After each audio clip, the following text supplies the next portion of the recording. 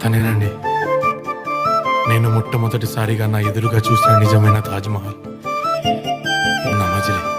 ఓ అనగనగా ప్రేమట మోస్తుంది బాధట, ప్రియమైన ప్రియురాలికి రాసిందొక లేఖట, రాసిందొక లేఖట, రాసిందొక లేఖట. ఓ తన ప్రేమే వద్దట, తన మనసే సేదట, కాదని కన్నీళ్లతో ఆ లేఖను చించేనట, లేఖను చించేనట.